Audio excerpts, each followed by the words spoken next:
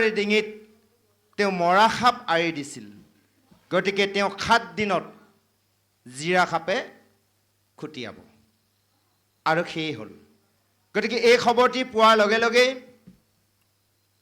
সেইজন শ্ৰমিকে নিজৰ শিষ্য এজনক সেই পৰীক্ষিত ৰজাৰ ওচৰলৈ পঠিয়াইছিল আৰু গৈ কৈছিল যে সিংহীয়ে অভিশাপ দিছে 7 দিনত তেওঁক তক্ষকে দংশন কৰিব।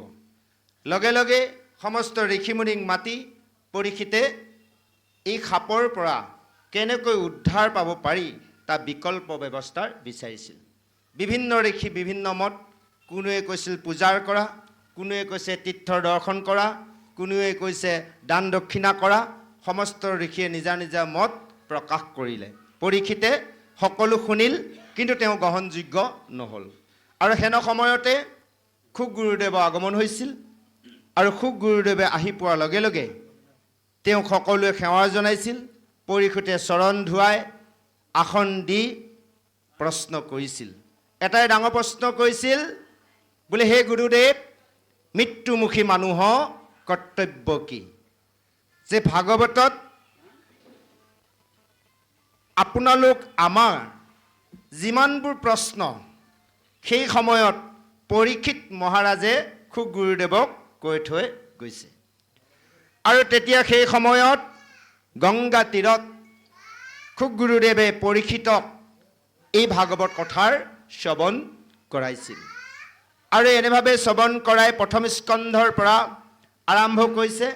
প্ৰথম স্কন্ধৰ পৰা আৰম্ভ এইটোৱে কৈছিল যে হে ৰজা পৰীক্ষিত, তুমি চিন্তা নকৰিবা। পৰীক্ষিত ভয় হৈছিল, 7 দিনত মোক তক্ষকে দংশন কৰিব, মোৰ মৃত্যু হ'ব, তেওঁ ভয় খাইছিল। আৰু সেইকাৰণে খুব গুৰুদেৱে কৈছিল, বোলে হে ৰজা পৰীক্ষিত, তুমি চিন্তা নকৰিবা। এই শশাগৰাৰ পৃথিৱী, তুমি ৰজা, আৰু তোমাৰ আগত এই পৃথিৱীয়ে এজন ৰজা আছিল, নাম হৈছে শতাংগ ৰজা। তেওঁ মহাপৰাক্ৰমী আছিল আৰু তেওঁক দেৱসকলে আমন্ত্ৰণ কৰি দেৱতাসকলক সেনাপতি পাতি দৈত্যসকলৰ লগত যুদ্ধ কৰি সেইজন ৰজাই ইন্দ্ৰ অমৰাৱতী ৰাজ্যখনক সুৰক্ষিত কৰি ৰাখিছিল। আৰু এনেভাৱে বহুকাল যোৱাৰ পিছত এদিন ইন্দ্ৰই কৈছিল, বোলে হে ৰজা শতাংগৰ, তুমি আমাক যথেষ্ট সহায় কৰিলা, তোমাৰো পৃথিৱীত এখন ৰাজ্য আছে, তুমি নিজৰ ৰাজ্যলৈ যোৱা। আৰু তুমি আমাক যি সহায় কৰিলা, তোমাক কি লাগিব আমাৰ দেৱসমূহৰ পৰা, তুমি আমাৰ পৰা ল'ব পৰা। তেতিয়া লগে লগে শতাংগই কৈছিল সেই দেৱগুৰু বৃহস্পতিক, বোলে গুৰুদেৱ, তুমি মোৰ আয়ুসটো চাই দিয়া। লগে লগে বৃহস্পতি গুৰুৱে চাইছিল যে শতাংগক কৈছে যে তোমাৰ মাত্ৰ 2 দণ্ড সময় আছে, 2 দণ্ড সময় পিছত তোমাৰ মৃত্যু হ'ব। লগে লগে তেতিয়া ইন্দ্ৰক কৈছিল, বোলে দেৱৰাজ ইন্দ্ৰ, তোমালোকে যদি দেৱসমূহে কিবা দিব বিচাৰিছা তেনেহ'লে মোক মুক্তি দিয়া। তেতিয়া লগে লগে দেৱৰাজ ইন্দ্ৰই কৈছিল, বোলে হে ৰজা, মোৰ নিজৰে মুক্তি নাই, কাৰণ মোৰে এদিন মৃত্যু হ'ব। সেইকাৰণে যদি তুমি মুক্তি ল'ব বিচাৰিছা তেনে এক কৃষ্ণক ভজি তুমি মুক্তি সাধন কৰা। লগে লগে সেই শতাংগ ৰজাই ধৰাধাম পৃথিৱীলৈ আহি মন্ত্ৰীবৰ্গক মাতি নিজৰ পুত্ৰক ৰাজ্যভাৰ অৰ্পণ কৰি সেই 2 দণ্ড সময়ত ঈশ্বৰক চিন্তা কৰি গতি সাধন কৰিছিল। 1 দণ্ড 24 মিনিট, 2 দণ্ড 48 মিনিট সময়ত সেই পৰীক্ষিতক কৈছে, হে ৰজা পৰীক্ষিত, সেইজন শতাংগ ৰজাই 2 দণ্ডত গতি পালে, তুমি 7 দিন জীয়াই থাকিবা, কিয় ভয় খাইছা? কাক কৈছে জানে? আমিও 7 দিনতে মৃত্যু হ'ব, কিন্তু আমি বাৰটো নাজানো। মৃত্যুৰ কথা দুজনে জানিছিল, শতাংগ ৰজা আৰু পৰীক্ষিতে জানিছিল। আমিও জানো আমাৰ মৃত্যু 7টা দিনৰ ভিতৰত হ'ব, কোনটো বাৰত হ'ব কিন্তু আমি সঠিকভাৱে ক'ব নোৱাৰোঁ। যদি আমি ভাগৱত শাস্ত্ৰ, বেদ শাস্ত্ৰৰ সাধুসংগত থাকি একান্তৰভাৱে শ্ৰৱণ কীৰ্তন কৰোঁ, আমি নিজৰ মৃত্যু কথাও জানিব পাৰিম। যা হওক, এনেভাৱে আগবাঢ়ি গৈ সেই কপিল দেৱহতী আখ্যান আজি গংগা তীৰত পৰীক্ষিত মহাৰাজক খুব গুৰুদেৱে কৈছে, হে ৰাজন পৰীক্ষিত, এই সংসাৰত একো নাই। মনুষ্যসকলে জন্ম লাভ কৰি ঈশ্বৰক নভজি তেওঁ কি কয়, অন্তিম সময়ত যি আলয় আঠনি হয়, আৰু যি যমদূতে ধৰি নি যমনগৰত যি শাস্তি প্ৰদান কৰে এই মনুষ্যৰ সংসাৰলৈ আহি বিষয় সংসাৰত মনুষ্যই কৰ্ম কৰি যি অকণমান পুণ্য সঞ্চয় কৰে সেই পুণ্য দ্বাৰাৰ 84 লক্ষ ৰিয়নি ভ্ৰমণ কৰি কৰি অৱশেষত মনুষ্য জন্ম পায়। আজি এই কথাখিনিকে কপিল মহাপ্ৰভুৱে দেৱহতী মাতৃক কৈ আছে। আৰু ইফালে গংগা তীৰত পৰীক্ষিত মহাৰাজক খুব গুৰুদেৱে কৈছে, নমখ্যা অৰণ্যত 28,000 ঋষি মুনিক খুদ গুৰুদেৱে কৈছে। একেখিনি কথাই আজি পুতনি তেলীয়া গাঁৱৰ ভদ্ৰেশ্বৰ বৰুৱাৰ প্ৰভুজনক গীতত উল্লেখিত হৈছে। ইয়াৰ পদত কৈছে যে জীৱসমূহে এনেভাৱে আহি পুনৰ গৰ্ভত স্থিতি হয়। অৰ্থাৎ আপোনালোক আমাৰ জন্মৰ কথা কৈ আছে যে এনেভাৱে গৰ্ভত স্থিতি হয় তেওঁলোকে এদিনৰ পৰা আৰম্ভ কৰি 10 দিনত কেৱল মাত্ৰ কি হয় এক ৰাতিত এটাৰ স্পট হয়। অৰ্থাৎ কেনেভাৱে হয় যে সেই ব্ৰহ্মৰ দ্বাৰাই গৰ্ভত সন্তান স্থিতি হয়। কৈছে যেতিয়া আছিলি মন্ত্ৰই ব্ৰহ্মকুণ্ডত বাৰীৰূপে স্থিতি ভৰিলা পিতৃৰ শিৰত পিতৃৰ ঔৰসে মাতৃৰ গৰ্ভত 10 মাসে 10 দিনে সেই সন্তানটি পৰিপূৰক হয়। এক ৰাতিত কৈছে এটাৰ স্পট হয়, 10 দিনত এটা বগৰী গুটি দয় হয়। এনেভাৱে সন্তানটি বাঢ়িবলৈ আৰম্ভ কৰে আৰু সেই সন্তানটি বাঢ়ি বাঢ়ি গৈ পুনৰ যেতিয়া 5 মাহ পৰিপূৰক হয় 5 মাহত তেতিয়া সন্তানক গৰ্ভত জীৱ দিয়ে। আইসকলে আমাতকৈ বেছি জানে, কাৰণ আইসকলে প্ৰেক্টিকেলি গৰ্ভত সন্তান ৰাখি জন্ম দিছে। আমি শাস্ত্ৰ অধ্যয়নৰ দ্বাৰাহে আমি অনুভৱ কৰি বুজি পাইছোঁ। যেতিয়া 5 মাহত সন্তানটি জীৱ দিয়ে তেতিয়া সন্তানটি ঘূৰিবলৈ আৰম্ভ কৰে। সেইকাৰণে আমাৰ মানুহে কি কয় 5 মাহত পঞ্চামৃত খুৱায়। আইসকলে কি কি খুৱায় পঞ্চামৃতত কওক, আপোনালোকে জানো কি কি খুৱায়? তাকেতো পঞ্চামৃত কি কি দ্ৰব্য দিয়ে? হয় হয় বাৰু এইখিনি দিলে। তাৰপিছত পঞ্চামৃত খোৱাৰ পিছত যিসকল লোক আহিব তেওঁলোকক আকৌ কিবা খুৱায় নেকি? মহিলাগৰাকীৰ সৈতে হয়নে বাৰু? পঞ্চামৃত খুৱাব ন বহু, আকৌ বেলেগ বেলেগ যোগাৰ কৰি লয়। ইয়াত উল্লেখিত কৈছে জ্বলা টেঙা হয়নে বাৰু ইত্যাদি ইত্যাদি বস্তু। মাছ মাংস যদি উলিয়াই দিলে মায়ে মছলা আহি গ'ল, সন্তানটি কিমান কষ্ট পায় হয়নে বাৰু? গতিকে এই 5 মাহৰ পৰা এটি সন্তান যেতিয়া গৰ্ভত জীৱ হয় তেতিয়া সেই গৰ্ভৱতী মহিলাগৰাকীৰ লগতে পৰিয়ালবৰ্গ কিন্তু খুব সচেতন হ'ব লাগিব। এই কথাখিনিকে আজি উল্লেখিত কৈছে যে এনেভাৱে 5 মাহৰ পৰা 6 মাহ 6 মাহৰ পৰা 7 মাহ এই যে জীৱ যেতিয়া পৰা হ'ল সেই গৰ্ভত সন্তানে ভগৱন্তক স্তুতি কৰি থাকে, সদায় দৰ্শন পাই থাকে, সদায় ভগৱন্তক দৰ্শন পায়, স্তুতি কৰি আছে। সেই কথাখিনিকে আজি মানে প্ৰভুজনে সুন্দৰভাৱে কীৰ্তন কৰি গৈছে যে এনেভাৱে সন্তানটি স্তুতি কৰি আছে, ভগৱন্তক সাক্ষাৎ দৰ্শন পাইছে। এতিয়া এইখিনিতে প্ৰশ্ন এটা আহে, আমি আহিছোঁ যেতিয়া 2 ঘণ্টামানৰ কাৰণে অলপ কথা পাতিম ভাগৱতৰ কথা। এতিয়া আমি প্ৰথমে সোধোঁ আমাৰ আইগৰাকীকে সোধোঁ। আইগৰাকী এনে ল'ৰা ছোৱালী সতি সন্ততি 2জন ল'ৰা আৰু ছোৱালী, কাৰণো সেয়া আপোনাৰ নে ভগৱানৰ? তথাপিতো আপোনাৰ কিমান অধিকাৰ আছে ল'ৰা ছোৱালীৰ ওপৰত? জানিব লগা কথা পাতিম আমি, কিমান অধিকাৰ আছে বাৰু ল'ৰা? আমি ধৰিছোঁ 100% থাকে নহয় জানো বাৰু? 100%ৰ পৰা আপোনাৰ কিমান % অধিকাৰ আছে? কিমান শতাংশ আপোনাৰ আছে? প্ৰভুজনো আছে, কিমান শতাংশ আছে? এইটো আইগৰাকীকে সোধা নাই, সকলোৰ বাবে সুধি আছোঁ। এজনক সুধিলে গোটেইখিনি ওলাব। এনে আপোনাৰ ভাৱনাই দি কওক। অধিকাৰটো অকণমান আছে নহয় জানো? গৰ্ভত সন্তান ৰাখি জন্ম দিছে যেতিয়া অধিকাৰটো থাকিবই অকণমান। আচ্ছা যা হওক। এতিয়া আমি বহুত দেখোঁ এয়া মোৰ ল'ৰা, এয়া মোৰ ছোৱালী হয়নে বাৰু ইত্যাদি ইত্যাদি কৰে। আচলতে সেইটো আমাৰ অজ্ঞান। কাৰণ চাওক ভগৱন্তৰ কৃপাত সেই পিতৃয়ে কি কৰে অকণমান বীৰ্যদান দিলে, তাৰ বাবে পিতৃ 1%। আৰু মাতৃ গৰ্ভত এই যে বীৰ্যকণ ধাৰণ কৰিলে মাতৃও 1%, মানে 1%। আচ্ছা এতিয়া এই যে খোৱা বোৱা যোগাৰ ধৰি আছে আলপচন মানে মাতৃগৰাকীক, তাৰ বাবে পিতৃয়ে যোগাৰ ধৰি আছে নহয়, ভৰণ পোষণ 2% পালে।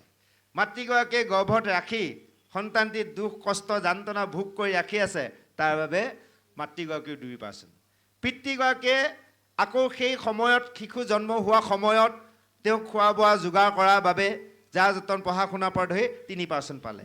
মাতৃয়ে স্তনদান দিলে, গু মুঠ ধুৱালে, গতিকে মাতৃও থাকিব 5%, আৰু পিতৃও থাকিলে 3%, এই হ'লে 8। এইখিনিহে আমাৰ প্ৰতিজন মনুষ্যৰ সংসাৰত ল'ৰা ছোৱালীৰ ওপৰত অধিকাৰ। বাকীখিনি ভগৱন্তৰ ওপৰত।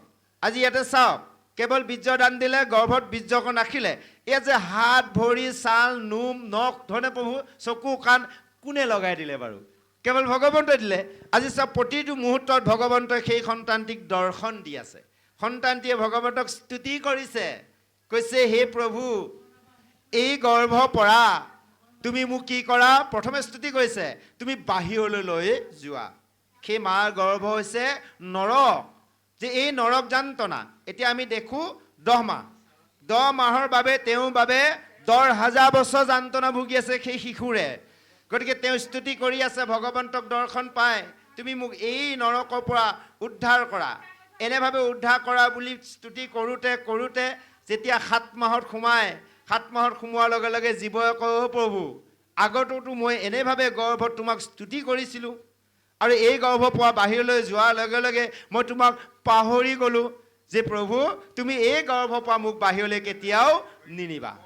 এনেভাৱে সেই শিশুৰে গৰ্ভত থাকি ভগৱন্তক দৰ্শন কৰি স্তুতি কৰি থাকোঁতে থাকোঁতে 9 মাহ পূৰ্ণ হয়, 10 মাহত প্ৰৱেশ কৰে, আৰু কৃষ্ণৰ অনুকূল প্ৰসূতি বায়ু, সেই প্ৰসূতি বায়ুৱে শিশুটিক ঠেলি বাহিৰলৈ উলিয়াই আনে। সেইকাৰণে আমাৰ হস্পিটেলত কি দিছে? সন্তান জন্ম হোৱা স্থান প্ৰসূতি বিভাগ, হয়নে বাৰু? এইটো শাস্ত্ৰসন্মত বেদৰ ভাষা, হয়নে বাৰু? গতিকে সেই প্ৰসূতি শব্দ অৰ্থ হৈছে কৃষ্ণ এটা বায়ু, সেই বায়ুৰ দ্বাৰা গৰ্ভ সন্তানক বাহিৰলৈ ঠেলি লৈ যায়। লগে লগে যেতিয়া বাহিৰলৈ সন্তানটি ওলাই আহিল, ওলাই অহাৰ লগে লগে তেজ পুজ লেটি বেটি হয়, কেৱল শিশুটিয়ে কান্দে। ইয়াতে শব্দ এটা দিছে, তেৰা তেৰা, তেৰা তেৰা বুলি কান্দে। ইয়াৰ অৰ্থ কি জানে? আমাক সকলোৱে কি কয়, শিশুৱে কান্দিলে, মাজে মাজে কান্দিলে, খুব শিশুবিলাকে যে কান্দে, আপোনালোকে জানি ল'ব, যিটো শিশুৰে বেছিকৈ কান্দে জন্মৰ পিছত, জানি ল'ব গৰ্ভত বেছিকৈ ভগৱন্তক স্তুতি কৰি আছিল। তেতিয়া এই সংসাৰত অহাৰ লগে লগে, ভূমিষ্ঠ হোৱাৰ লগে লগে মায়াৰ বশৱৰ্তী হৈ গ'ল। ভগৱন্তক দেখা নাপায়, গৰ্ভত সন্তানটোৱে ভগৱন্তক দেখা পাই আছিল কাৰণে স্তুতি কৰি আছিল। যেতিয়া গৰ্ভৰ পৰা বাহিৰলৈ আহিল, মায়াত পৰি গ'ল, দেখা নাপায়, ভগৱন্তক বিচাৰিছে, তেৰা তেৰা, আমি যে কওঁ ভালনে, তেৰাই ৰাখিছে, সেইজন তেৰাকহে বিচাৰি কান্দে। আমাৰ মানুহে নেভাবে ভোক লাগিছে, হয়নে বাৰু, গাখীৰ খুৱাই দিয়া, ক'ৰবাত পেট বিষাইছে, হয়নে বাৰু, ক'ৰবাত নিমপাতৰ ৰস, কিবা ৰস খোৱা ব্যৱস্থা কৰোঁ, নহয়, তেওঁ ভগৱন্তকহে বিচাৰি কান্দিছে। যা হওক, এতিয়া অকণমান কথা পাতোঁ। এই যে সন্তান শিশুবিলাক যে কান্দে, আইসকলেতো কোলাত লয়, আমিও লৈছোঁ বাৰু, হয়, কোলাত লৈ টিকাটোত চাপৰ এটা দি কিবা এটা কয়, কি বুলি কয় আইসকলে জানিব, কওক। কিবা এটা কয় নহয় শিশুটোক মনে মনে থাকিবলৈ, বুজি পাইছে? অ' বুলি আৰু কিবা এটা কয় আৰু ন, হয়, অ' নাই নাই, কয় নে নকয় কওকচোন বাৰু? প্ৰতিজন আইসকলে নহয়, প্ৰভুসকলেও মুখত ওলায়। ইয়াৰ অৰ্থ জানে? অ' শব্দ হৈছে অসা সংসাৰ, নাই শব্দ হৈছে একো নাই। বুজি পাইছেনে? আমাৰ মানুহে নাজানো আমি তত্ত্বটো, কিন্তু আমি সকলোৱে কওঁ অ' নাই নাই, বেলেগোতো ক'ব পাৰিলোহেঁতেন, অ' নাই নাই, তাৰমানে কি? এখন অসা সংসাৰ, একো নাই। আহিছা অকণমান পুণ্য লয়, হয়নে বাৰু? যাওঁতে অকলে যাব লাগিব, কি লৈ যাবা? কিন্তু এই তত্ত্বটো আমি কিন্তু নাজানো। কোৱাত কিন্তু সকলোৱে কওঁ নাই নাই, তাৰমানে কৈছে অসা সংসাৰ, একো নাই। সেই পদত কৈছে এনেভাৱে সেই শিশুটিয়ে কৈছে, বিস্তাৰ মূত্ৰ অপবিত্ৰ শয্যা সুতীয়া থাকে, গাও কন্দুৱাই নপাৱয়, কোমল সৰি পায়, দাহে মহে বেহি খায়, কেঞ্চুৱে পিপৰা যেন নয়, বহিবে উঠিবে আৰু নপাৰে, এহিমতে লোটা লুটি পৰিয়া কান্দয়। এতিয়া শিশুটোৱে কান্দে। চাওক, এই 5 বছৰ বয়সটো খুব কষ্ট পায় শিশুবিলাকে, আমি অনুভৱ নকৰোঁ। 5 বছৰ বয়সত ইমান বুজি নাপায় নহয়, 5 বছৰ বয়সলৈকে মহে খায়, কিবা খায়, আটাইতকৈ বেছি মানে কি হয়, 1 বছৰ 1.5 বছৰলৈকে শিশুটোৱে লৰচৰ নিজে হ'ব নোৱাৰে। খুৱাই থ'লে আপুনি যদি এই গৰমৰ দিনত মচুৰি এটা দি নথয়, মাখি পৰিব, মহে খাব কোমল খৰি, যেনেকৈ আপোনাৰ এই কেঁচুবিলাক যে ওলায়, পিপৰ পৰুৱাবিলাকে বেহি বেহি যে একদম যেনেকৈ কামুৰি কামুৰি খায়, শিশুবোৰক বোলে তেনেভাৱে কৰে। তেওঁ একো মাতিবও নোৱাৰে, একো কৰিবও নোৱাৰে, এনেভাৱে দুখ যান্ত্ৰণা ভোগ কৰে। আৰু এনেভাৱে শিশুকাল পাৰ হয়। 5 বছৰত যেতিয়া প্ৰৱেশ কৰে, তেতিয়া কৈছে এহিমতে শিশুকালে পঞ্চ বয়স মানে আনু নানা যাতনা ভুঞ্জয়, 5 বছৰলৈ যাতনা ভোগ কৰে। সেয়ে এইখিনিতে এই অধ্যায় সামৰণি মাৰিছে। আৰু আজি কবিজনাৰ গোপাল চৰণ দি যে আমাক সভাসদলৈ অকণমান উপদেশ আগবঢ়াইছে। আহক আমি প্ৰভুজনৰ মধু কণ্ঠে উপদেশকণ শ্ৰৱণ কৰোঁ। জয় কৃষ্ণ। অ ৰাম শুনা নৰ নাৰীগণ, হুয়া সাৱধান মন, ভজিউক কৃষ্ণৰ চৰণে, তেবেশে দুৰ্ঘোৰ ইটো গৰ্ভবাস মহাদুষ, অতৰিবাহা মহায় যতনে, কৃষ্ণৰ কিংকৰে নিজ গোপাল চৰণ দ্বিজ, কহে গতি কৃষ্ণ গুণনাম, আন কথা পৰিহৰি নিৰন্তৰে উচ্চ কৰি, মুখ ভৰি ৰাম ৰাম, হৰি ৰাম ৰাম ৰাম। জয় কৃষ্ণ। এইখিনিতে আমাক গোপাল চৰণ দিছ কবিজনাই সুন্দৰভাৱে উপদেশ দিছে। এই অধ্যায়ত যিটো মূল বিষয়বস্তু, এইখিনি আমি উপদেশত পাওঁ। সেইকাৰণে কৈছে শুনা নৰ নাৰীগণ। এতিয়া নৰ আৰু নাৰী আইসকলকে কৈছে নেকি? আমাক কোৱা নাই কি চাগে, নহয় জানো? নাৰী কৈছে যেতিয়া আৰু নহয়, ইয়াৰ অৰ্থ হৈছে নৰ আমি মনুষ্য, নাৰী অৰ্থ হৈছে আমি সকলোৱে প্ৰকৃতি, আত্মা প্ৰকৃতি। সেইকাৰণে ভগৱন্তক আমি কি কওঁ সকলোৱে? হে কৃষ্ণ স্বামী। আমি যে এতিয়া এই প্ৰভুসকল আমাক দেখিছে, আমি কেইদিনমানৰ বাবে এয়াই মায়াৰ স্বামী, অৰিজিনেল নহয়, এটা মায়াৰ।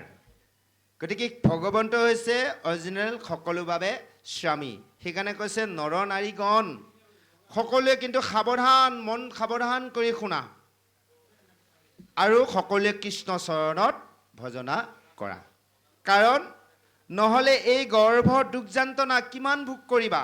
কাৰণ বাৰে বাৰে আমি পুনৰপি জন্ম, পুনৰপি মৰণ, আমি বাৰে বাৰে জন্ম হৈছোঁ, বিষয় সংখ্যাত আহিছোঁ, কৰ্ম কৰিছোঁ, পুণ্য সঞ্চয় কৰিছোঁ, স্বৰ্গত গৈছোঁ, নৰকত গৈছোঁ, পাপৰ বাবে পুনৰ 84 লক্ষ ৰিউনি ভ্ৰমণ কৰিছোঁ। সকলো গৰ্ভভাৰতে আহি আহি জন্ম লাভ কৰিছোঁ, কষ্ট যুগ যান্ত্ৰণা ভুগিছোঁ। সেইকাৰণে কৈছে যে কৃষ্ণ চৰণত সকলোৱে ভজাৰ আৰু খুব যতনে ভজনা কৰা, বাৰে বাৰে এই জন্ম মৃত্যু চক্ৰত পৰিব নেলাগে। অৱশেষত গোপাল চৰণ দি যে নিজে কৃষ্ণ কিংকৰ হয়, সকলোকে কৃষ্ণ নাম ল'বলৈ দিছে। আৰু অৱশেষত কৈছে অন্য কামবোৰ এৰি নিৰন্তৰে, নিশব্দ অৰ্থ পানী, পানী দৰে উচ্চস্বৰে সকলোকে মুখ ভৰি নাম ল'ব দিছে। আহক আমি পদবন্ধলৈ আগবাঢ়িছোঁ। জয় কৃষ্ণ। কৃষ্ণ। কপিল বদতি মাও শুনিও সাম্প্ৰত, যেন দুখ পাৱে জীৱে পৌগণ্ড, কালত পঢ়িবাক দেৱতাক গুৰুৰ গৃহত, নপঢ়িয়া খেৰি খেলি অফুৰয়,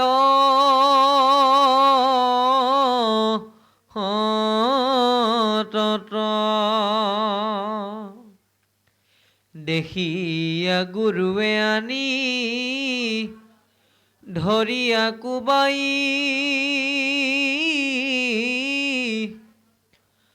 আটা সপাৰীয়া দুখে দণ্ডে যোগ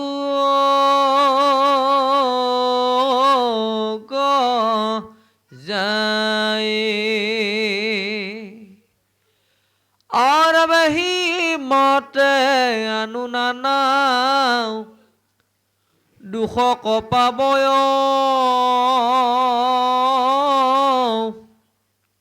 অনন্তৰে সীতাৰ যৌৱন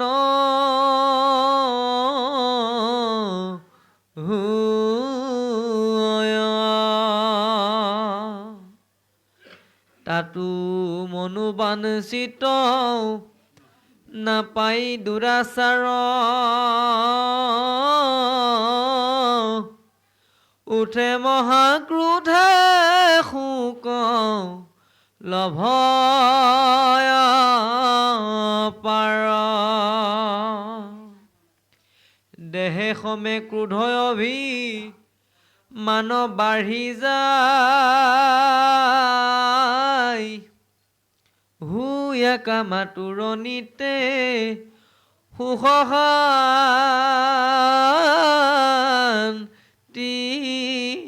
নাই পৰে সমে আপোনাৰ বিনাশক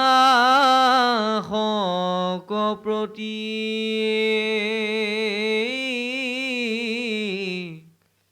কৰয় বিগ্ৰহ মহা অধম দুৰ্মতি অপঞ্চভূত নিৰ্মিত হেক বুলি মোৰ অতাৰয় অৰ্থে ৰাতি দিনে কৰে কৰ্ম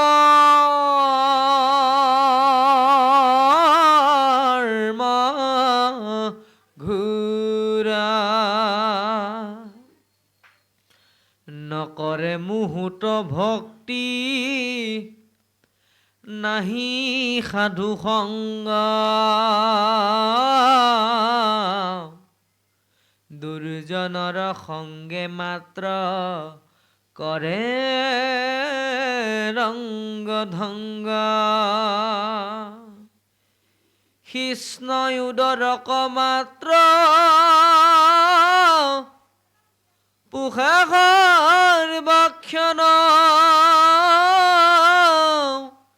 হেনয় সাধু যিটো পৰম পামৰ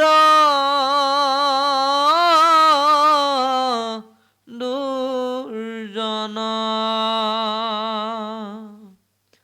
অৰাম যেবে যাই তাৰ পথে কৰিলে আশ্ৰয় তেবে পুনৰপি ঘূৰ নৰকে পৰই সত্য শৌচ তপয়াদি যতে কয়াশয় অসন্তৰ সংগীটো হবে যাৰ ক্ষয় শিশব সাধু মহা অসন্ত বৰ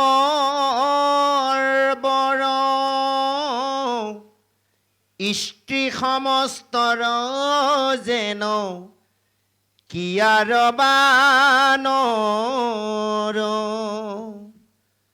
অৰাম ৰাম তাসম্বাৰ সংগ কদা চিতু নকৰো কওঁ মহাবুদ্ধি মন্ত সন্ত হুৱে যিটো লোক জয় কৃষ্ণ। এতিয়া এই পদছন্দত কপিল মহাপ্ৰভুৱে দেৱহূতি মাতৃক কৈছে। এতিয়া দেৱহূতিনো কোন বুজি পাইছে দেৱহূতি কোন যে যিসকলে নিজৰ লগত থকা 14জন দেৱতত্ত্ব আমাৰ প্ৰত্যেকৰ লগতে আছে আপোনালোকৰ লগতে আছে যিজনে ভগৱন্তৰ নামত আহুতি দিব পাৰিলে তাৰ নামে আছে দেৱহূতি আমিতো দেখিছোঁ দেৱহূতিটো সকলোৱে আহুতি দিলে বিষয় বৈৰাগ্য ভাৱ আনিলে কাৰণ তেওঁ যৌৱন অৱস্থাতে যিজন স্বামীক পালে কদম্ব ঋষিক স্বামী সেৱা কৰোঁতে কৰোঁতে তেওঁ নিজৰ গোটেই শৰীৰটো শুকাই খিনাই গ'ল কোনোদিনাখন স্বামীৰ পৰা একো মগা নাছিল গতিকে আমি কি বিচাৰোঁ আমি ইন্দ্ৰিয়ৰ সুখ 14 দেৱতত্ত্বৰ বাবে আমি কৰ্ম কৰা চিন্তা কৰোঁ কিন্তু আমি ভগৱন্তৰ বাবে আত্মা কৰ্ম কৰা চিন্তা নকৰোঁ আজি সেইকাৰণে কপিল মহাপ্ৰভুৱে দেৱহূতি মাতৃক কোন দেৱহূতিক কৈছে আপোনালোক আমাক সমস্তক কৈ আছে যে এনেভাৱে জীৱসমূহে সেই গৰ্ভত আহি জন্ম লাভ কৰাৰ পিছত এটি শিশুৰে 5 বছৰলৈ মহ দাৰ পোক পৰুৱা কামু খাই কষ্ট ভোগ কৰে আৰু 5 বছৰ পূৰ্ণ হোৱাৰ লগে লগে আজিকালি 5 বছৰ নহয় স্কুলত এডমিশ্যন দিয়ে নহয় জানো বহু গতিকে এই 5 বছৰটো শাস্ত্ৰসন্মত কথা যা হওক 5 বছৰত যেতিয়া গুৰুগৃহলৈ পঢ়িবলৈ দিয়ে পঢ়া শুনা নকৰে ফাং ফুং কৰে গুৰুৱেও মানে শাস্তি দিয়ে পিতৃ মাতৃও ধৰি কোবাই তাতো দুখ পায় অনেক কষ্ট দুখ যন্ত্ৰণা ভোগ কৰি কৰি অৱশেষত যায় যৌৱন অৱস্থাত আহে অৰ্থাৎ এজন যুৱক মানে শিশু অৱস্থাৰ পৰা 12 বছৰ হোৱাৰ লগে লগে যৌৱন অৱস্থাটো গঢ় লয় অৰ্থাৎ 12 বছৰত ব্ৰহ্মস্থিতি হয় সেইকাৰণে 12 বছৰ হোৱাৰ লগে লগে এগৰাকী মানে যুৱতী কি হয় তেওঁ গাভৰু হয় নহয় জানো বাৰু আজিকালি কি হয় 9-10 বছৰতো হোৱা দেখিছোঁ যা হওক এইটো যুগৰ কথা কৃষ্ণ প্ৰভু গতিকে এই কথাখিনি কি কৈছে যে 12 বছৰত যেতিয়া যৌৱন অৱস্থাত পৰি গ'ল যৌৱন অৱস্থাত পৰাৰ লগে লগে তেতিয়া কি হয় জানে লাহে লাহে অকণমান সেই ল'ৰাবোৰৰ স্বভাৱবিলাক অলপ সলনি হয় চাল চলন ভাষ্যবোৰ সলনি হয় আপোনাৰ চাবচোন সৰু মাতবোৰ ঘূৰে 12 বছৰ হোৱাৰ লগে লগে মাতবোৰ অলপ চেঞ্জ হৈ যায় এইটো প্ৰেক্টিকেলি পাইছোঁ বাৰু যা হওক এতিয়া কৈছে যেতিয়া সেই সময়ত আহিব তেওঁলোক অহাৰ লগে লগে যৌৱন অৱস্থাত পৰাৰ লগে লগে তেতিয়া মনত কিছুমান ভাৱনা আহে অনেক ভাৱনা আহে ভালটো থাকেই বেয়াটো বেছি চিন্তা আহে এই বেয়া ভাৱনাবোৰে কি কৰে তেওঁলোকে কিবা বিচাৰে নেপালে খং কৰে আৰু কিছুমান বস্তুৰ প্ৰতি লোভটো বেছি হয় আৰু দেহত কিছুমান কুটভাৱ আহিব আৰু কামাৰটোৱা হয় কেৱল দিনে ৰাতে সুখ শান্তি নাই সেইকাৰণে আমাৰ কি হয় জানে শাস্ত্ৰসন্মত বেদসন্মত ল'ৰা ছোৱালীক আমি 5 বছৰ বয়সলৈ খুব মৰম কৰিব লাগে 5 বছৰ বয়সৰ পৰা 15 বছৰ বয়সলৈ খুব শাসন কৰিব লাগে 15 বছৰ পূৰ্ণ মানে 16 বছৰলৈকে শাসনত ৰাখিব লাগে যদিও পিতৃ মাতৃ প্ৰত্যেকৰে ল'ৰা ছোৱালীৰ প্ৰতি মৰম যিমান আছে কিন্তু এইটো ওপৰত দেখাব নালাগে শাস্ত্ৰসন্মত কৈছে আৰু প্ৰেক্টিকেলি আমি প্ৰয়োগ কৰিছোঁ আমাৰ যেতিয়া ভগৱন্তই দিয়া ছোৱালী এগৰাকী ল'ৰা এটা ল'ৰাটোক দেখি ছোৱালী এজনীয়ে মাকক কয় অ' মা দেউতাই দেখোন মোক মৰম নকৰে বাবুক খুব মৰম কৰে বুলি কিন্তু এই মৰমটো যে ভিতৰত ৰাখিছোঁ মই নেদেখাওঁ কাৰণ কিয় কৈছে 5 বছৰৰ পৰা শাসন কৰিব দিছে 15 বছৰলৈ 15 বছৰ অতিক্ৰম কৰি 16 বছৰ হোৱাৰ লগে লগে তেতিয়া ল'ৰা বা ছোৱালীজনীৰ লগত বন্ধুত্বপূৰ্ণভাৱে ব্যৱহাৰ কৰিব দিছে কথা পাতিব দিছে তে সেই ল'ৰা ছোৱালী কেতিয়াও জীৱনত ভুল কৰিব নোৱাৰে আমি কি কৰোঁ জানে নাজানে সেই সময়ত আমি একো নকৰোঁ মৰমতে পাৰ কৰাই দিওঁ যেতিয়া 18 বছৰ হ'ল সংগ লগত ঘূৰিব অকণমান ৰংগ ধংগ কৰিব তেতিয়া শাসন কৰা আমি আৰম্ভ কৰোঁ নহ'ব শাসন কৰা সময় আমি অতিক্ৰম কৰি গুচি গ'ল গতিকে সেইখিনিতে আমাৰ ভুল হয় সেইকাৰণে আমি ল'ৰা ছোৱালীক খুব নজৰ ৰাখিব লাগিব আৰু এই ব্যৱস্থাটো শাস্ত্ৰসন্মত এনেভাৱে কৰিব লাগিব যা হওক সেই কৈছে এনেভাৱে এই পঞ্চভূতি দেহটোকে মোহ বুলি ভাবি তেওঁলোকে গৌৰৱ কৰে অৰ্থাৎ আমাৰ শৰীৰটো 5টা ধাতুৰে তৈয়াৰ ক্ষিতি অপৰ তেজ মুঠ বোম যদিও 24 তত্ত্বৰ দেহ কিন্তু আমাৰ এই মাটি পানী বায়ু আকাশ জল এইবোৰেদি তৈয়াৰ গতিকে এই শৰীৰটোক লৈ অহংকাৰ কৰে মোৰ শৰীৰ বুলি আৰু দিনে ৰাতিয়ে তেওঁলোকে কৰ্ম কৰে কোনে কৰে সেইজন ল'ৰাৰ কথা কোৱা নাই হয়তো আপোনালোক আমিও হ'ব পাৰোঁ সেই অৱস্থাটো অতিক্ৰম কৰি আহিছোঁতো এতিয়াও যদি আমি দিনে ৰাতিয়ে বিষয় কৰ্মকে চিন্তা কৰি থাকোঁ অহৰ্নিশ বিষয় সংসাৰ আছোঁ কৰ্ম কৰিবই লাগিব হয়নে বাৰু কিন্তু অহনিক যদি আমি সেই কৰ্মটোকে চিন্তা কৰি থাকোঁ তেনেহ'লে সেই কথাখিনি আপোনালোক আমাকে কৈ আছে। সেইকাৰণে কৈছে যে এনেভাৱে কৰ্ম কৰে দিনে ৰাতিয়ে। আজি কপিল মহাপ্ৰভুৱে কৈছে, হে মাতৃ, মোক কোনো কাৰণত নভজে আৰু সাধুসংগ নকৰে, মোক ভক্তি নকৰে, সেইসকলে দুৰ্জন সংগ কৰে, দুৰ্জন সংগতে আনন্দ কৰে আৰু কেৱল উদৰ ভৰাই পেট পোহা চিন্তা কৰে। আৰু সেইসকলে হৈছে অসাধু, সেইসকলে পামৰ আৰু সেইসকলে হৈছে দুৰ্জন। এতিয়া কাক কৈ আছে? যদি এই কৰ্ম আমি কৰি আছোঁ দিনে ৰাতিয়ে বিষয় কৰ্ম কৰিব লাগিব, বিষয়ত থাকি আমি কৰ্ম কৰিব লাগিব। যেনেকৈ কৈছে পদুম হয়নে বা পত্ৰত যেনেকৈ জলতে থাকে, জলে স্পৰ্শ নকৰে, তদনৰ বিষয়ত আমি থাকিলেও বিষয়ে আমাক স্পৰ্শ কৰিব নোৱাৰিব। কেনেভাৱে ইয়াক সহজ কৰি বুজাই দিছোঁ। কৈছে কি, আমাক শাস্ত্ৰই যদিও কৈছে, এতিয়া শেষত আমাক কয় সকলো এই নাম ল'বলৈ দিয়ে। সকলো যদি এওঁ ন প্ৰভু, আমি খাম ক'ব? কৰ্ম কৰিব লাগিব। তাৰমানে এনেকুৱাকৈ কৰ্ম কৰিব দিছে। আমাক কৈছে সকলো এৰা, কি এৰিব দিছে? এই সংসাৰত থাকি আমাক এৰিব দিছে। কেনেকৈ? এতিয়া চাওক, এটা বস্তু ধৰি ল'লোঁ, এই বস্তুটো কি কৰি দিলোঁ? এৰি দিলোঁ, হাতৰ পৰা গ'ল। কিন্তু বস্তুটো যদিও পেলাই দিলোঁ, মনৰ পৰা কিন্তু বস্তুটো পেলাই দিয়া নাই, হয়নে প্ৰভু? এইটো ডাঙৰ বস্তু আমাৰ। মানুহে ক'ব পাৰে বোলে মই বাদ দিলোঁ দিয়ক বুলি কয় আজিৰ পৰা, কিন্তু মাজে মাজে ভাবি থাকে, নকৰে কামটো, ভাবি থাকে। তো সেইটোৱে মানুহক অশান্তি সৃষ্টি কৰে। আজি বৰ্তমান সময়ত আমি কেতিয়াবা অশান্তিত থাকিবলৈ বিভিন্নজন মানুহক দুখ মনে দেখা যায়। সদায় মানুহ হাঁহি মুখে থাকিব লাগে, দুখ মনে থকা কোনো প্ৰয়োজন নাই। সেইটোকে কৈছে। এতিয়া চাওক, এতিয়াৰ এই বিষয়ক আমি এৰি দিলেও কিন্তু বিষয় আমাক লগ নাই, কাৰণটো হ'ল আমি মনৰ পৰা এৰি দিব পৰা নাই। তো মনে হৈছে আটাইতকৈ দুৰ্জন, আমি মনৰ পৰা এৰিব পাৰিব লাগিব। ইয়াক সেইকাৰণে প্ৰমাণ কৰি আমাক কিছুমান শাস্ত্ৰই সন্মত কৰি আমাক দেখুৱাই দিছে। কাৰণ চাওক, আমি বিষয়ক আপুনি মই এৰি দিওঁ বুলি এৰি দিব নোৱাৰোঁ। বিষয়ত থাকিয়ে আমি বিষয়ৰ কৰ্ম কৰিয়ে চলি যাব লাগিব। যদি এজন মানুহক সোধা যায় বোলে হেৰি নহয়, কিবা এটা বস্তু ধৰক, যিটো বস্তু তেওঁ জীৱনত দেখা নাই বোলে, এই বস্তুটো আপুনি গ্ৰহণ কৰিবনে? মই বোলে এইটো নকৰোঁ। তেওঁ বস্তুটোৰ বিষয়ে নাজানে, কথা এটা কৈছোঁ। গতিকে আমি এতিয়া চাওক, এই বিষয় সংসাৰত সকলো জানো, জানি বুজি আমি তাক নেওচিব পাৰিব লাগিব, ত্যাগ দিব পাৰিব লাগিব। যা হওক, এতিয়া এই কাম শক্তি দ্বাৰাৰ আজি বৰ্তমান সময়ত যি সমস্যা হৈছে, এই কাম শক্তিটো আমি দমন কৰা উপায় হৈছে কেৱল গুৰুত আশ্ৰয় গ্ৰহণ কৰি শৰণ ভজনৰ মাৰ্গে সাধুসংগতহে আমি ইয়াক দমন কৰিব পাৰিম। এতিয়া কামে সকলোকে জয় কৰি থৈছে। আপোনালোকে চাওক, কোনোজন মানুহে ক'ব নোৱাৰে যে মই কামক জয় কৰিব পাৰিছোঁ। কামেহে কিন্তু আমাক জয় কৰি থৈছে। তাৰ প্ৰমাণ কৰি এদিনাখন চাওক, যেতিয়াৰ সেইজনাৰ নাৰদে গৈ আছিল, কামদেৱে নাৰদক দেখি হাঁহিছিলে।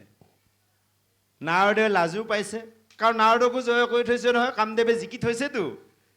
তাৰপিছত তেতিয়াৰ নাৰদক কৈছিল কামদেৱে বোলে, হেৰা নাৰদ, এই বিশ্ব ব্ৰহ্মাণ্ডত মই সকলোকে হেৰুৱালোঁ, তোমাৰ দৃষ্টিত যদি কোনোবা আছে মই হেৰুৱাব লগা, তুমি কোৱাচোন তাৰ নামটো।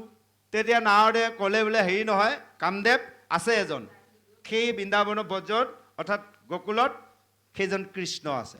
তুমি যোৱা, তেওঁক যদি তুমি জয় কৰিব পাৰা যুদ্ধত, তেতিয়াহ'লে তোমাক কামদেৱ বুলি মই চিনি পাম। লগে লগে সেই কামদেৱে বৃন্দাবনলৈ গৈ অৰ্থাৎ গকুললৈ গৈ কৃষ্ণক কৈছে বোলে, প্ৰভু তোমাৰ লগত কিন্তু মই যুদ্ধ এখন কৰিব লাগিব। বোলে কি যুদ্ধ কৰিবা তুমি? বোলে কাম যুদ্ধ। বোলে ঠিক আছে হ'ব। এই যেতিয়াৰ কৃষ্ণই হ'ব বুলি ক'লে, লগে লগে সেইদিনাখন গধূলিয়ে বৃন্দাবনত গৈ কৃষ্ণই বাঁহী বজাই দিলে। এই যে ৰাস, বুজি পাইছে? বাঁহী বজাই দিয়াৰ লগে লগে সমস্ত গোপী খাৰা হৈ গ'ল, কেৱল কৃষ্ণৰ অকলে।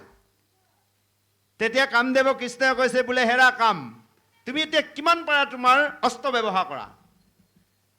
কামদেৱে যিমান শক্তি আছিল শৰীৰত, পঞ্চৰ বান নিৰ্মাণ মানে প্ৰয়োগ কৰিছে কৃষ্ণলৈ, কেৱল কৃষ্ণক একো কৰিব নোৱাৰিলে। এই লীলাখন কৰি কিয় দেখুৱালে? যে আমিও এই বিষয় সংসাৰত আমিও জিনিব লাগিব। অৰ্থাৎ অৱশেষত কামদেৱে বোলে নোৱাৰি কৃষ্ণৰ চৰণত ধৰি কৈছে, প্ৰভু মই হাৰি গ'লোঁ, তুমি জিকিলা। সেইকাৰণে কৈছে, মই চ্যুত, তুমি অচ্যুত। এই যে অচ্যুত কেশৱ বিষ্ণু হৰি সত্য জনাৰ্দন, অচ্যুত নামটো কেৱল কামদেৱে দিছিল কৃষ্ণক।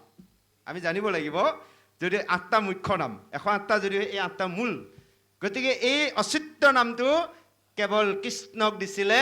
সেইজন কামদেৱে কৈছে মই চ্যুত তুমি অচ্যুত, যে প্ৰভু তুমি মোক ক্ষমা কৰি দিয়া, মই হাৰিলোঁ, তোমাৰ চৰণ তলত ঠাই দিয়া। তেতিয়া কামদেৱক কৈছিল বোলে হ'ব, তোমাক মই পুত্ৰৰূপে গ্ৰহণ কৰিম। সেইকাৰণে প্ৰথম পুত্ৰ কৃষ্ণ কোন? সেইজন প্ৰদ্যুম্ন। প্ৰদ্যুম্ন কোন? কামদেৱ। কামদেৱে কাৰণ শিৱকো হেৰুৱাইছে।